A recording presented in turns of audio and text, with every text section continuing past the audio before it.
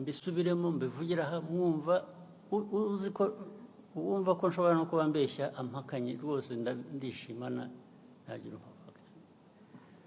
Tubivuze kenshi, tubibwiye abantu benshi, barabizi ntibabihakana, ariko bakabivaho bakajya ku bindi. Iyi ntambara yo muri Kongo mureba ntabwo yatangijwe n'u Rwanda, ntabwo yaturutse mu Rwanda. Bose mu byandike, mu bisuzume, mu bikurikirane, ababishidikanyaho murabimenya ukuri kwabo. Intambara yaturutse ahandi, ntabwo yaturutse hano mu Rwanda.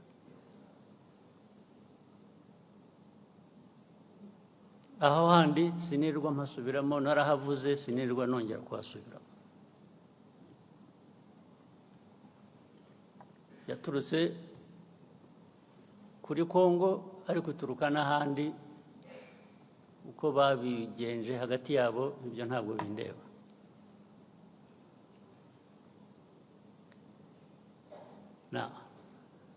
Ariko muri Kongo ikibazo u Rwanda rufitemo ni iki?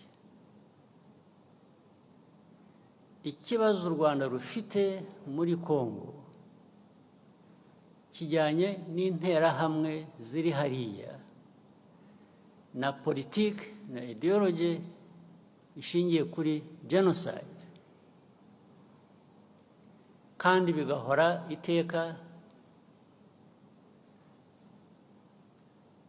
batunga u Rwanda urutoki ngo turaje bagenze nk'uko twabagenje ubushize. Ubushize murabuzi ko byabaye, ubushize murakuzi.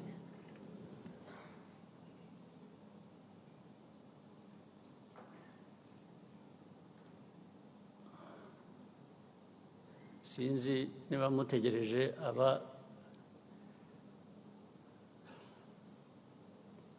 ubushize abo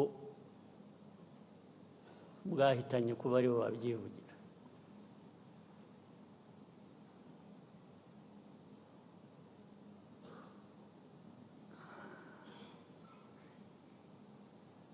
Ibyo rero nabyo bikongera ibyo navugaga bituruka hanze, bikaba ko turi muri Kongo gushaka amabuye y'agaciro, ko aricyo gituma dufitanye ibibazo na Kongo. Bikaba ko u Rwanda rwacu ari rutoya, dushaka kujya muri Kongo kugira ngo turwagure. Impamvu zikaba nyinshi, bakahimba impamvu, ariko bakanyura iruhande rw'ikibazo kimwe bazi nabo bagizemo uruhare, kijyanye n'interahamwe ziri hariya muri Kongo. Interahamwe zari zaratujwe, interahamwe zahawe imbunda, zigisha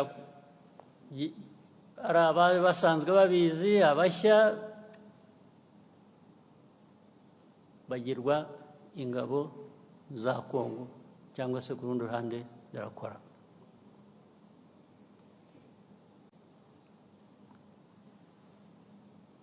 Loni UN ijya gushyira ziriya ngabo za UN muri Kongo, MONUSCO, mwibwira ko bazishyiriye kugira ngo bigende gute? Kuki barinze gushyirayo ingabo za Loni muri Kongo? Ariko kugeza n'ubu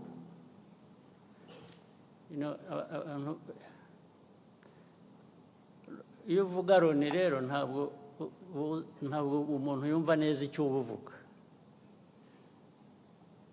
cyangwa iyo uvuga international community, whether UN or international community, they more or less add up to nothing, because the UN is everybody, but at the same time it is nobody. The international community is all of us, but actually it is none of us when it comes to some of these problems. So you don't know who to hold responsible. Who is supposed to be held responsible?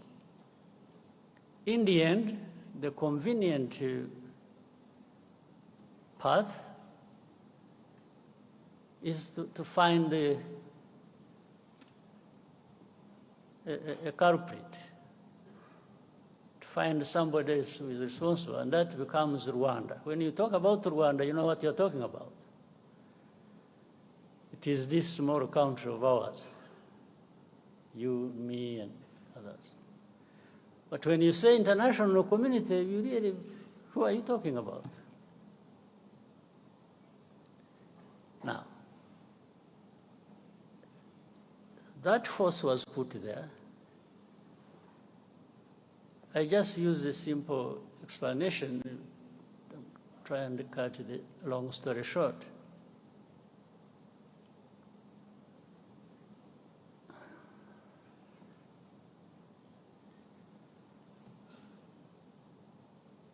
Many times, I meet ambassadors of countries credited here, either best here or best outside. Or I meet government ministers of different countries. And when you are talking about this problem of Congo,